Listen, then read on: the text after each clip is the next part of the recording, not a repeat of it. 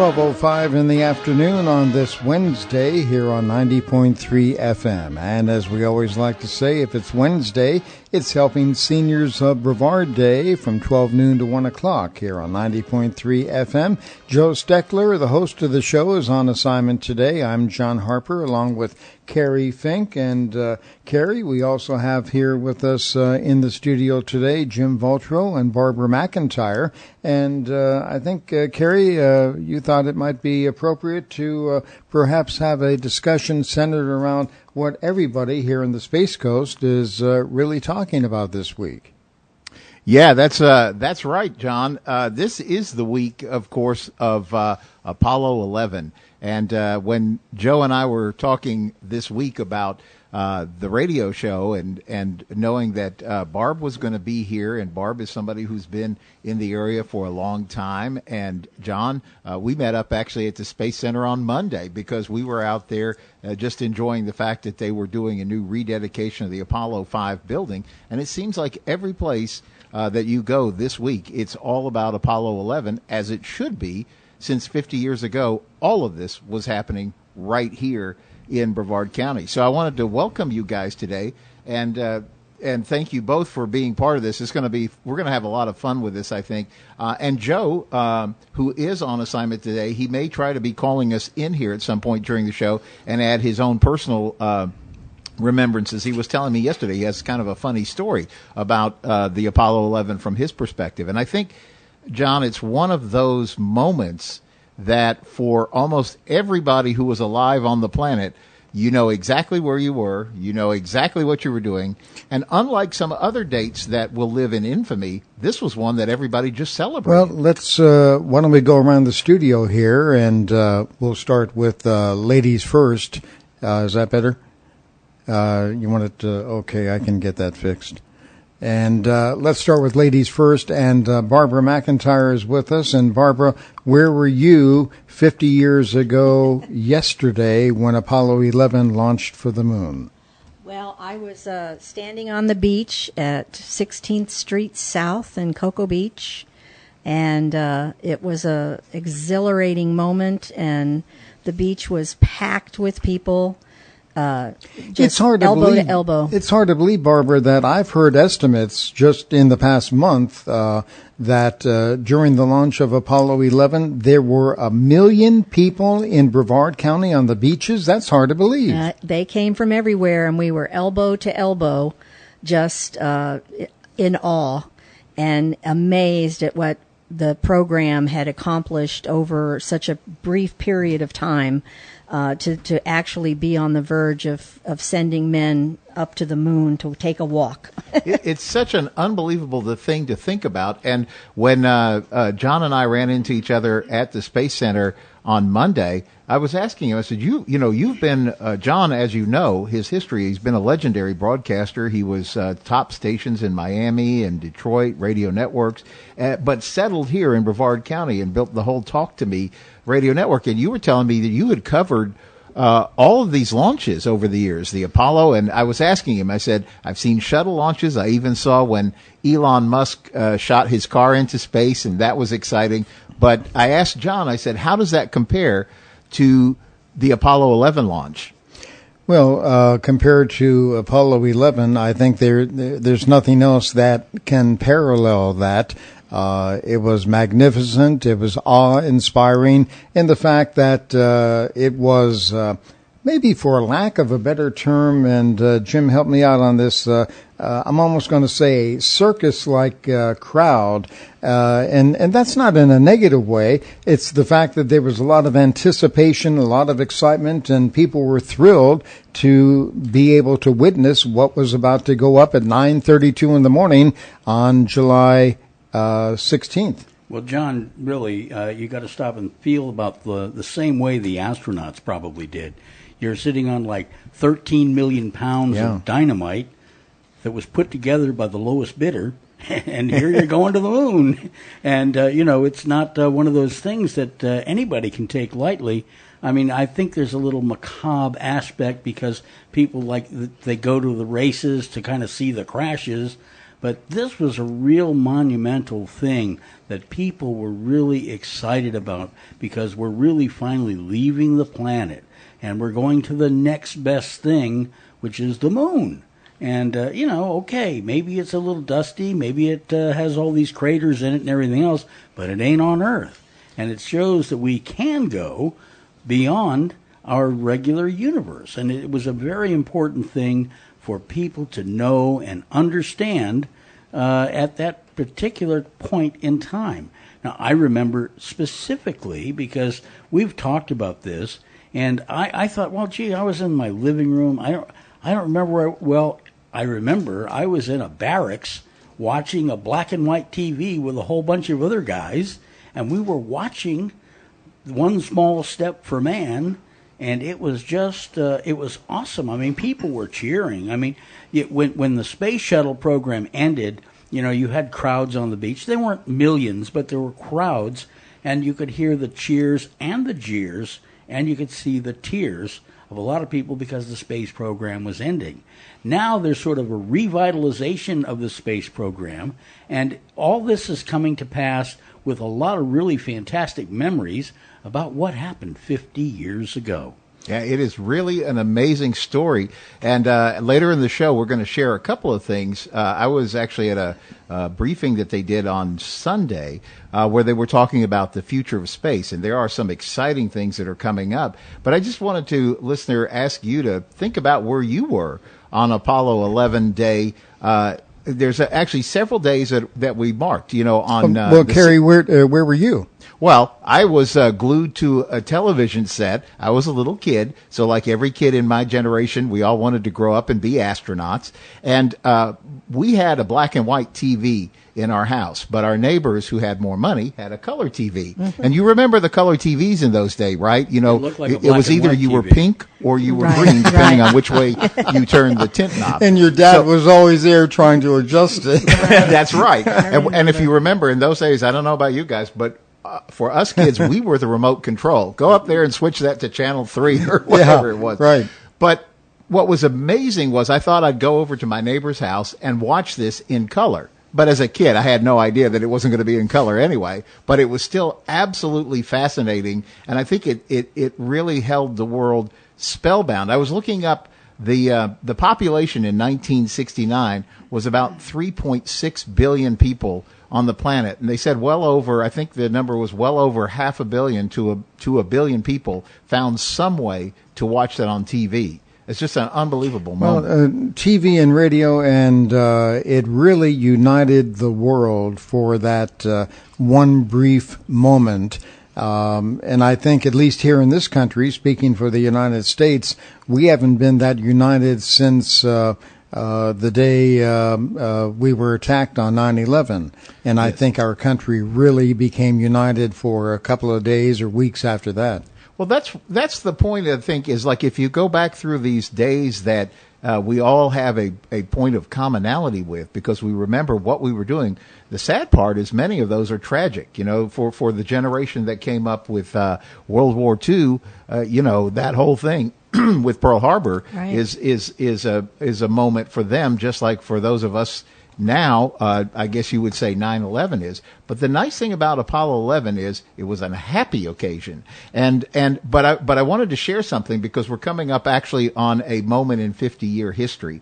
So for those of you that, and you have to excuse me, I am a space nerd. I would love to be an astronaut when I grow up. So we could arrange that, Kerry. We could arrange that. I hear you, Jim.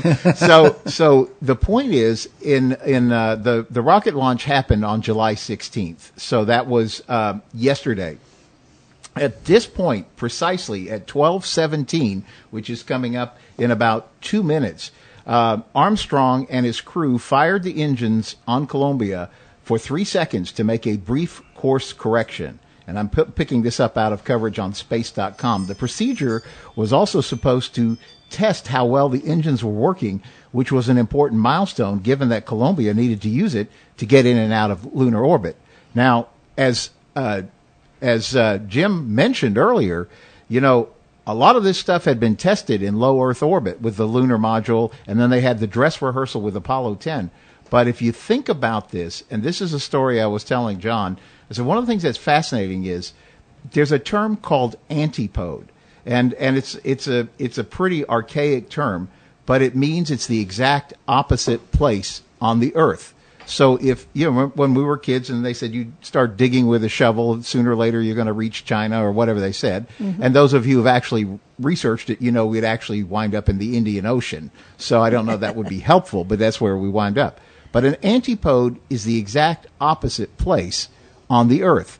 So if we got in an airplane and we were to fly to the exact opposite place on earth, that is the farthest that we could travel before we start getting home. Do you follow what I'm saying? So, yes. So since the Earth is 24,000 miles at its largest area around the equator, you can go 12,000 miles approximately, and then at that point you're getting closer to your home because, as some people still maintain, this is not a flat Earth. It is a globe. 1 minute before that engine burn 50 years ago. That's right, 1217. This is when it happened. Those guys were 147,000 miles from Earth.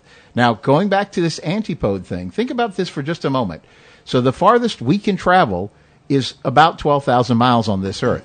So even when we look at the shuttle astronauts and what they do, they go up about 240 miles, maybe 350 on some of the Hubble servicing. That's as far from Earth as they ever got away.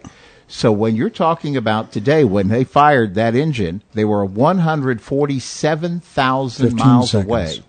That is 10 to 12 times farther than any human normally has gone. Wow. And today, we have almost 8 billion people on the planet. 4, 3, 2, 1, rocket engine burn. For 3 seconds. And shut off.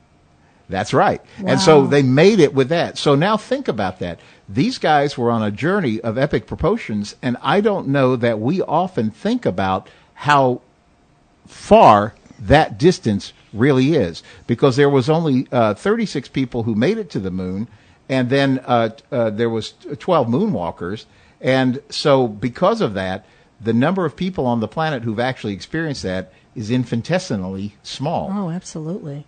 So I wanted to ask you guys to comment a little bit about that, because to me that's always mind-bending when you think about the distances that are involved. Absolutely. It's mind-bending, and again, the accomplishment and the President Kennedy setting his sights on making these type of accomplishments and then passing that along to Johnson and all the engineers, and it's amazing. And it's really exciting to think that now here we are again, setting our sights even farther. It really is, and using the moon then to propel ourselves into Mars, actually totally remarkable. And the new spacecraft that are, as we speak, being tested out and ready to start testing in space, I believe in another year, unmanned. And then we'll have our astronauts circle the moon in another 3 years and land on the moon. I believe the timetable is for 5 years from now. 2024, that's right. It's called the Artemis program, and they named that because they're committed to this time having a man and a woman land on the moon. And now with the technology, what they're telling us is that their intention is to stay on the moon, that we actually need a base there because we really don't have the experience yet to figure out how to go to Mars safely, because we just don't have enough time and experience. Because when you think about it, when Neil and Buzz landed on the moon, they were outside the capsule for 2.5 hours or 2 hours and 15 minutes. So that was our sum total of humankind's experience on the moon as those guys came back. It's just an amazing story. So one of the things that so on the 20th, which is coming up 3 days from now, that is that historic moment. And again, as we sit here and we look at this in history, it's interesting to see. But the thing that we have to think about is what it must have felt like 50 years ago to those guys sitting in a small tin can, 147,000 miles from home. And everybody that they knew and loved is 147,000 miles, the opposite direction from where they're heading. Yeah, exactly. And the funny thing is they even had people who were actually filling sand into little baggies and trying to tell people it was moon dust and things like that. I mean, there's always a pet rock, even if it is on the moon, and those are the things that kind of intrigue me. That I really get kind of interested in all of the things that were done at the time. And like, for example, if you look at all those the launch rooms, the launch rooms had burned out coffee cups, stuffed ashtrays, which you never see now, right? And slide rules. Yes, I collect slide rules. And you know what? This is one of the best places on earth to collect slide rules. You know why? Because they're trig rules, they're log rules, and you know what? Those are the ones that are the most valuable. And we had the most valuable of engineers around here. Oh, yes, we did. So when I can find something for $2 and sell it for $150, I'm doing good. But really, they have a lot of stuff. Plus, we have to remember this was the time when calculators and computers were like UNIVAC, and they had your calculator now that costs 98 cents. That would probably do exactly what these multi-million-dollar computers that they were using at the time.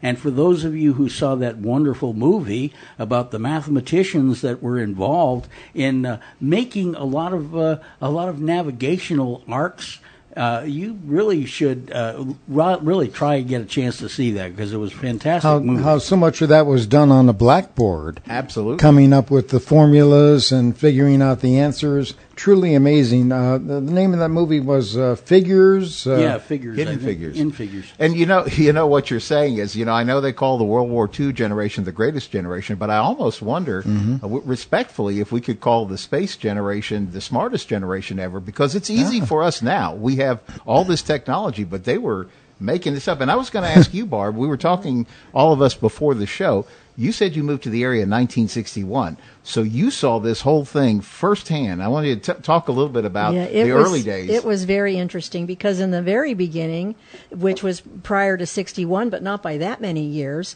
it was just, let's see how to fly this thing. And all the different concoctions and the ways that they tried to boost the rocket. And, of course, many of them were just exploded on the pad. They couldn't quite lift off. Kaflooey, they exploded them. So Kaflooey. Kaflooey. and the night launches. Is that a space technology term? You know what? I was 8 years old. 8 to 10, 11, and so that's what it looked like. Kaflooey, there it went. And it just lit up the whole sky when they blew them up. And, of course, the people, my father was a pilot with the Air Force and an engineer, so you'd get the stories of what happened. He'd be gone during the launch prep and all that, and then we'd get all these stories afterwards. I even remember, and I have to say, there's a show going to be broadcast this Saturday. It was a film made by a girl who's a film editor and director, and it's called Growing Up with Rockets. And all of the footage was footage from that time frame, and of course interviewing people like me and others that were little during those early days and getting our experiences. And I remember one particular time where the launch ended up in the river. Wow. Over the houses. So it was just very wild. interesting. And so the pride of actually accomplishing John Glenn's first time up and the parades as they came down the street in recognition and acknowledgement, all the people on the street. It was just a really wonderful time. So, John, as you were covering this, because you were probably what you do with the news and bringing the information, and for so many years you've covered the space, everything connected to space. What was it as you saw it start rougher, but then kind of crescendo to Apollo 11? Well, Apollo 11, you're absolutely right, Kerry. That's when it really was at its height, at its zenith, as they would say in the space program. But leading up to that, there was great excitement for actually all of the launches. Not just Apollo 11, but Apollo 11, of course, the first launching 3 men to the moon, 2 of them to set foot on the moon, was something beyond belief and obviously never done. And people really came out to support it, wanted to see how this was going to occur. When you stand beneath that Saturn V rocket and just one of the 5 engines, it is hard to fathom how this machine, first of all, was even designed, how it was built, and how it was able to lift itself up into space, including the payload that was on it. And you guys actually witnessed this happening live as in person, because that was one of the things that Tammy and I talked about when we first came to this area, how fortunate we are that we can run out in our backyard and watch a space launch, And I think I've experienced over my years is that when you're in other places in the country and they ask you where you're from and you tell them, and then of course you say, this is where we have launched the missiles all these years, and they don't have anywhere near the knowledge of what we've done here and what it accomplished, because it's outside of their wheelhouse. Whereas to us, it's a matter of a regular thing. The shaking of the ground when you're standing on the beach, the rattling of the windows when the contrail comes down and makes those big rumbles. And, we've just physically experienced it, besides even looking at it. And it really makes a big difference. I'm sorry. As I've said many times, and I mentioned this, I believe, to Jim in the past, and Kerry, I believe I mentioned this to you, and Barbara, to kind of back up what you're saying.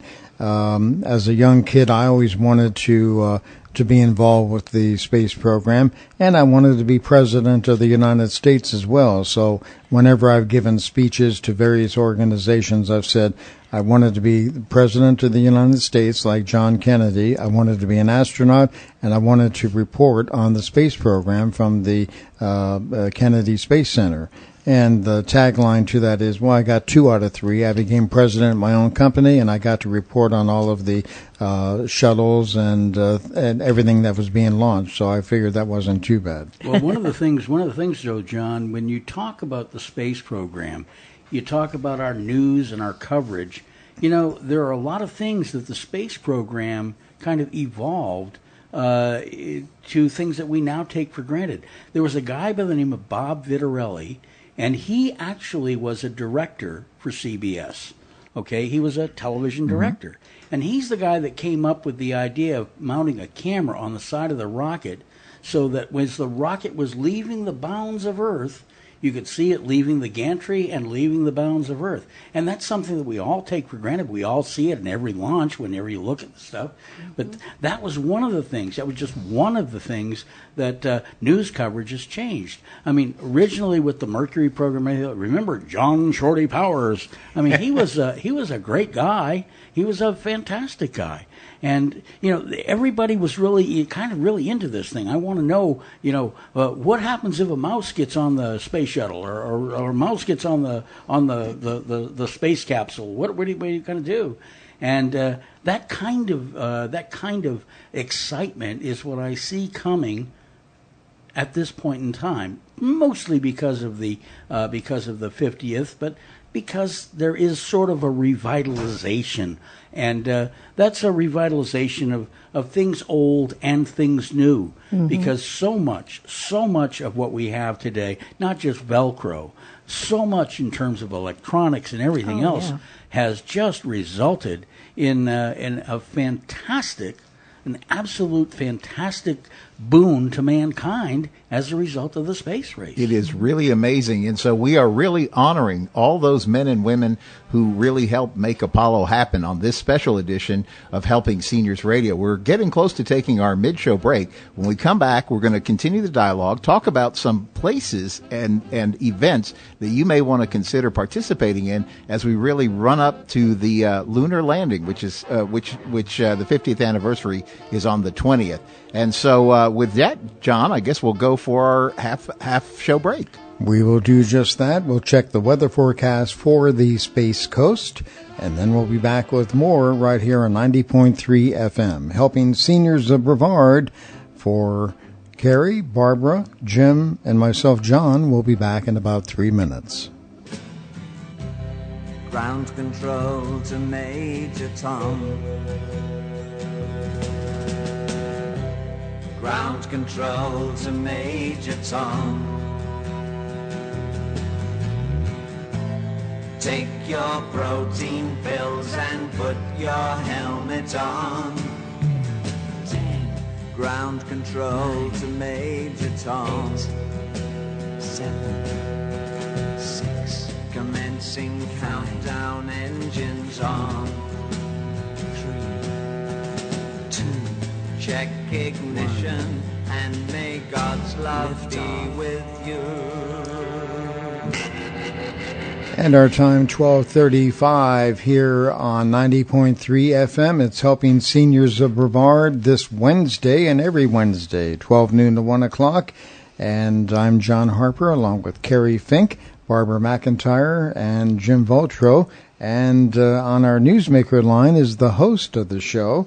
We have Joe Steckler. Hi, Joe. Are you there? Yeah, I'm here, John. I just wanted to compliment you all four of you, on what you're doing here on the show today.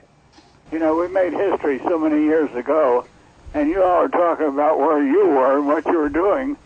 And I remember that day I was stationed in the Pentagon, and I was in my sort of new Mustang 69 sports roof that I really was proud of, and I was going to a friend's house to watch it on television, and I was going down the road, and I saw somebody on a car waving with a distress sign, and I pulled over, and I really thought I was going to miss the show, and it turned out it was a lady that had 2 children, I thought, until I saw a baby on the back seat of that car, and the temperature was terrible that day, and they had no water. So I ended up taking those people to where they were trying to go, and then I got to my friend's house, but I saw the moon landing. Good. And I just, you know, like all Americans and people throughout the world, it was a sign of what something that this country could accomplish. And the four of you are specifying what we can still accomplish with the Mars mission. And, you know, as a sign that the United States never gives up.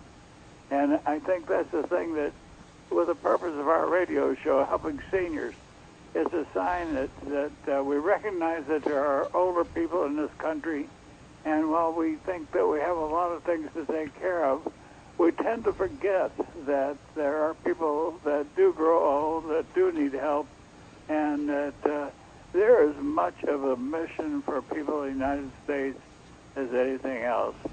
But I'm not there because I got a problem with my darn back, and it's a difficult thing. But I just wanted to call you all and thank you, and go ahead with the show, because I'm going to sure enjoy listening to the rest of it, because I think all four of you are doing a great job, John. So I thank you a whole lot. Thank you, Joe. We appreciate it. We miss you and look forward to having you back here in the studio next Wednesday. So rest up, feel better, and as you said, enjoy the show. We're having fun talking about it today and reliving some space memories, and it's kind of interesting to see how everybody has an interesting and different story to tell about where they were 50 years ago. That's so You're right. Exactly right. You all go on. I'm going to go back to listening. All right, Joe, thanks so much. Thanks. That's Joe Steckler, the host of Helping Seniors of Brevard, heard every Wednesday, as we always say, 12 noon to 1 o'clock. Kerry? And I was going to say, we were talking during the break. I was referring to the fact that with the help of our people who support the work of Helping Seniors, we're the organization that runs the Senior Information Helpline here in Brevard County, and we're going to get back to space, but I do want to say a special welcome aboard to Kim Bernard, who is now our education specialist, and she's holding down the fort in the Helping Seniors helpline. So when you call our helpline, and I'm going to give you a second to grab a pencil so you can jot this down, but Kim is the person who will take your call And she looks forward to putting together different information and resources that could be helpful to your situation. We've helped something northward of 2,400 families absolutely free of charge. That's what we do as a charity. And Joe, as you know, has had a tremendous history in this county of working on behalf of seniors. They named the Joe's Clubs after him as he put together the Alzheimer's Foundation. And, of course, for really 8-9 years now, helping seniors has been making a difference by having the county's senior information helpline. But it's not for free, and we can't do it without the help of the people who support the work of helping seniors. So if you ever want to get involved, we encourage you to do so. We're thankful for all of our underwriters. I want to take just a moment to mention a couple of the great businesses that pledge to work with seniors and really help them, including Barb McIntyre, who is the leading expert on reverse mortgages in this area. And you were so gracious. We were talking during the break, and she said that we're having so much fun talking spaces. We'll talk Heckham next week. Absolutely, because it's, I'm here and I can be reached through helping seniors, but today it's all about the space program in the Apollo. Well, it's an interesting perspective, Kerry and Jim, for our audience as well, to find out about Barbara and her background of growing up here since 1961. And back in 1961, this really was the Mosquito Coast. Oh, it was. There was nothing. They were here. brutal, right? They were brutal. And palmetto bugs. They were brutal, too. Really? Yeah. Yeah, there was nothing here. It was very, very different. But it was exactly why this area was picked to be the space center. That's exactly right. And in fact, let's spend a moment on that. You raise a good point, Barbara, because a lot of people have often asked me why this particular area of the country. And actually, there are a couple of different reasons. Number one is when a rocket, when they finally got the telemetry to guide a rocket, and they needed to blow it up, it would not affect any of the populated areas. That right. Number one. Number two, where the rockets launch at now Kennedy Space Center, used to be the Cape Canaveral area, they are a good, at least at the time, they were a good 15 miles away from any populated areas. So that had something to do with it. And number three, and actually there are two other stories that go with this as well. Three, the prevailing wind exactly where the launch pad is has proven to be very effective at keeping hurricanes away from the launch pad. And that went into the calculations and mathematics into how they would build that launch pad and where. And fourth, and I don't know, this kind of makes some sense as well, the old wives' tale is the launch pads were built on Indian burial grounds. And as a result, no hurricanes would ever affect the area. It worked for me. Not sure I heard that one. Yeah. But it could be. Yeah. I know another real good reason was its proximity to islands that we could have additional downrange tracking. That was another reason and that was something my father was involved with, was the tracking of the missiles in the early days. And so that was another reason that there was places that they could put their tracking equipment. And in general, the reasoning is that they want you to be as close to the equator as you possibly can for launch purposes, because heading from there, it gives you an extra speed, because remember, the Earth is spinning along very, very fast. And so that's why rockets have to go so fast, is they have to escape the Earth's velocity. So that's why if the International Space Station is shooting around 17,500 miles per hour, which is what it needs to do to stay in orbit and kind of stay there. Interestingly enough, when we were on the way to the moon, and I want you to think about this factoid for a minute, because we are now coming up on 30 minutes past when we marked that 147,000 mile 12:17 p.m. burn, which is what our astronauts were doing 50 years ago precisely to the moment. So when they're traveling outbound to the moon, they're traveling 25,000 miles per hour, and they're actually slowing down because it's actually, you're falling to the moon. So they did what was called a translunar injection. It got them up to that speed, and they're working their way out there. But think about that. in the amount of time that since that half-hour moment that you marked, they traveled another 12,500 miles in that 30-minute period. So once again, going back to the antipode, they have just traveled the same distance if we were down to our opposite place on this earth in those 30 minutes that we've been talking about this.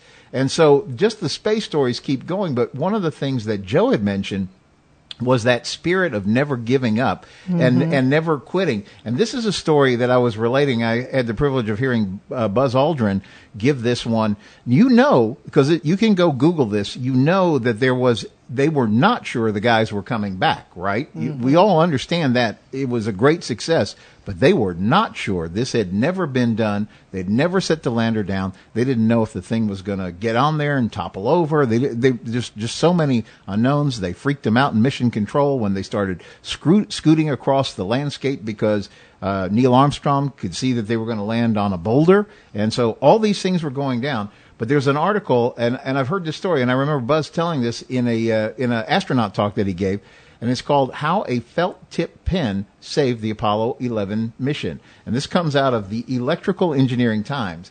But this is just such a fun story. Buzz Aldrin wasn't the first to MacGyver a solution to a difficult problem, but his use of a felt tip pen to activate a broken circuit breaker to enable the Eagle to blast off from the moon ranks as one of the most dramatic.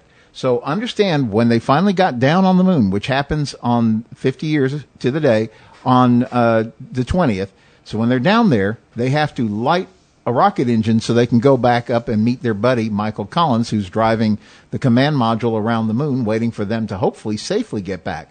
But if you go online, you can actually see the eulogy that was pre-written that at that time, President Nixon would have had to get on national TV and explain these heroes are not coming home. Fortunately, that didn't happen. But this is how close it got. There was a circuit breaker on the lunar module where the little button snapped off. And so the way he explained it, he goes, since the area that you had to deal with was electrical, I decided not to put my finger in it or use anything that had metal on the end. I happened to have a felt tip pen in the shoulder pocket of my suit that might do the job. So after moving the countdown procedure up by a couple of hours in case it didn't work, I inserted the pen into the small opening where the circuit breaker switch should have been and pushed it in. Sure enough, the circuit breaker held, and we were going to get off the moon after all. Oh, my gosh. Can you think about that, however, Kerry? And that's a great story and one that not too many people know. No. But can you imagine thinking, boy, if this felt tip pen doesn't engage that circuit breaker, we're going to be stranded here in the moon and die here. Those men were fearless. They were fearless to be able to do what they did. In other words, they kind of had a flair for coming home. Good one, Jim. Oh, yeah. Yeah, well, just think about that. Think about that. That would have been a good advertising campaign. Yeah, I think I would have glommed on that back in the day. But if you think about it, 400,000 people that worked to get these guys to the moon, get them to safely land there, all these things, mid-course corrections, all that, and all of this came down to one felt tip pen and an idea on the fly. That's totally amazing. That goes back to Joe's point about never give up. We keep working to find a solution. Unbelievable. But those are the kind of stories. Now, if you're into this, one of the greatest resources we have here is the Kennedy Space Center. I carry my annual pass, so I'm the big fan. I already gave the disclaimer I want to be an astronaut when I grow up.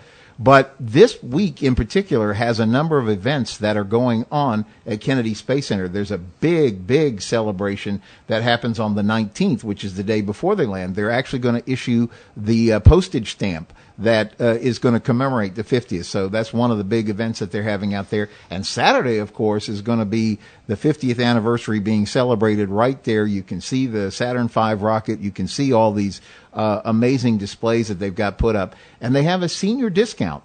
So normally admission is $57 for the day, but if you are a senior, 55 plus, you're able to go in there for $50. And what a time to really enjoy one of the great assets. we laughed when we moved here. We said the phone company must have had a sense of humor. Our area code is 321, like liftoff. Well, that obviously was by design. Yep. And we used to be area code, Barbara, you know better than I do. We were area code 407, right? My memory is that we were always 321. No, 321 changed about 12 the late years ago. The late 90s. Yeah. And that was a big deal as far as getting that act. It was almost an act of Congress. Congress worked better then than they do now. But seriously, it took a lot for the phone company, I guess AT&T, to make that changeover. Yep. It was the late 90s because at WMEL we had the area code 407, the same as Orlando. Wow. Uh-huh. I wonder if they're going to be selling those pens, at the Kennedy Space Center. They should be. They should be. That's one of those stories that people don't know. There's two other Buzz Aldrin stories that I'll try to say. The first one is family friendly as possible. Neil Armstrong was the first one to walk on the moon. But Buzz tells the story. He says, when you see me and I'm stepping down to the lower rung, he said, I can claim I was the first person that went pee-pee on the moon. And he says, nobody has disputed the claim, so I'm keeping that title. I remember the old college poster that went around where they had the astronaut's foot coming down off the limb, and he was standing over something, that really appeared to be something that, people pick up after their pets these days. And that was a big joke, for a lot of college students and everything. So many wonderful things, though, really evolved from that. Not just the beautiful pictures, because we really did get some beautiful pictures of Earth and of the moon, and there were much better colors, Kerry, than were on your TV. Oh, absolutely. It was white and they gray and black. Yeah. A little pink. Right. But, seriously, all the things that have evolved as a result of the greatest of one of our achievements. This really is a great achievement, and we really should honor that. We should honor it as a nation, and we should honor it as people who lived it. And that's nothing to be ashamed of at all, because it really was a wonderful time to be alive. A great another story that not too many people know about.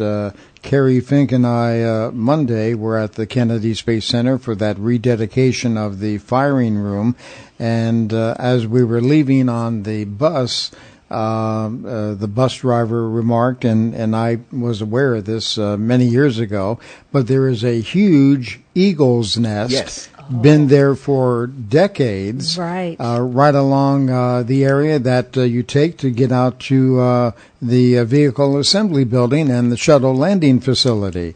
And Kerry, as you pointed out, that nest, that tree was hit by lightning a year ago. The tree has since died. The nest is still there. And the bus driver said the eagles did come back this past year to the nest. Not sure what's going to happen in the future. But the point of my story is because of that nest of eagles, that's where the NASA managers decided to name the craft that landed on the moon the Eagle, and the Eagle has landed. And it all came right there from that eagle's nest right next to the road taking you out to the vehicle assembly building. It also means my retirement check is here. The eagle has landed. The eagle flies. Well, so and then the one other Buzz Aldrin story that I think is fun to tell, because as you know, our flagship station for the Helping Seniors Radio Information Network is here on WEJF 90.3 FM, which is a beautiful station that 30,000 watts. It just blasts up and down the whole Space Coast, actually, and down into Indian River and those areas as well.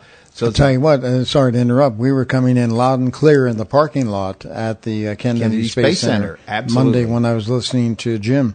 Yeah, it's fantastic. Well, there are enough lights on this board to to make it look like we're going to be launching something. Yeah, we could launch a whole radio network from right here. But we need a felt tip pen. But that's always been what I was going to say. Is that's always been Joe's envisionment for this, is that we create a place where seniors can enjoy all the things, we're having a good time talking about these stories today.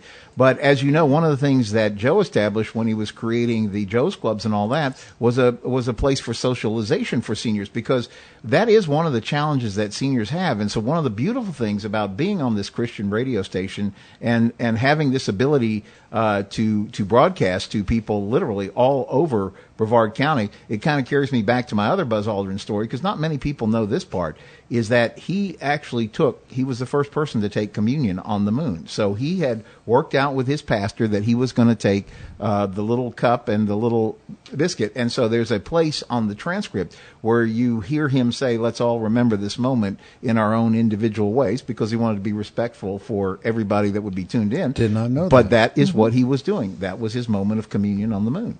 So it's just fascinating the deeper you go into all these stories. And again, if you have the ability to get yourself to Kennedy Space Center, what a great time to do that. If you don't, let me ask you to take a look at our friends over at Florida Today. There's a gentleman over there, Tim Walters, who put together a movie event called The People of Apollo, and I think it's aired a couple of times on the local PBS station as well. But what he's done is he's gone through and interviewed a lot of seniors in our area who were the very foundation of the space program, and we were privileged enough to be up there at when they had the premiere of it at Kennedy Space Center. And what a great story to hear about these people. One guy was an amazing guy. He's a professional surfer, was in his day, but he loved working on rockets. There was just so many great stories. And there was a lady who was really behind a lot of the calculations and things that were going on. And her official title at the time was she was just like an administrative assistant. But when she got into what she really done, she was an unsung hero of that day. It's just fascinating. And I know all of us know people who have been involved in that. Absolutely. Also, another thing that is happening that you could take advantage of is watching the 1-hour documentary that's going to be shown on Saturday evening at 7 o'clock. It's going to be shown at a place right in Cocoa Village called the Dirty Ore Beer Company, and it's right on the corner. It's right on 520. Right, and there's going to be a food truck from the Bearded Chef there at 5 o'clock, and the showing of Growing Up with Rockets will be at 7 p.m., Wow. and it's going to be a really, really interesting film. Are you going to be there for that? Absolutely. I'm going to be there. I actually star in it. Oh, well, now we have to see it. Is there going to, if we miss that, is there another option for us to? Yeah, it's actually, you can look up Growing Up with Rockets on YouTube and be able to view it. The 1-hour documentary. It was supported by PBS, and it was directed by a local, Nancy Yaseko. Oh, look forward to seeing that. Yeah, so. Did you know we were sitting in here with not only the region's leading expert on HECM and reverse mortgages, but also a real movie star? Yeah, I say that was my debut and only movie. One final space story, a good one to end on. A lot of people think that that's one small step for a man, one giant leap for mankind. They think that Neil Armstrong just came up with that immediately off the top of his head. Actually, and he did not in interviews really say this, but that was really rehearsed long before we ever lifted off for the moon. In fact, he ran that by his brother-in-law in Ohio in a restaurant. He came in and he said to his brother-in-law, he said, "What do you think about this?" And the brother-in-law said, "What is that for?" And Armstrong said, "That's for when I land on the moon, and that's what I'm going to say when I jump on the moon for the first time." So it wasn't spontaneous. It was something that had been rehearsed and thought about many weeks or months before.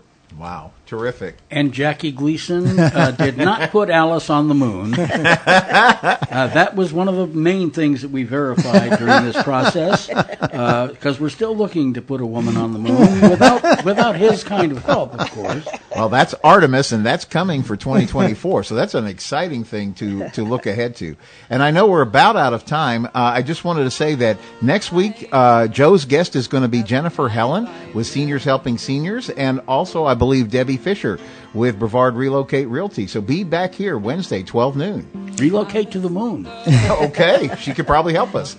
Kerry, a lot of fun being with you. Kerry Fink, Barbara McIntyre, Jim Voltro. You've been listening to Helping Seniors of Brevard, heard every Wednesday, 12 noon to 1 o'clock here on 90.3 FM. Joe Steckler, the host, on assignment. He'll be back next week. Everybody make it a great week. A lot of things, as we've been talking about, coming up between now and the weekend associated with the landing of the moon on Apollo 11.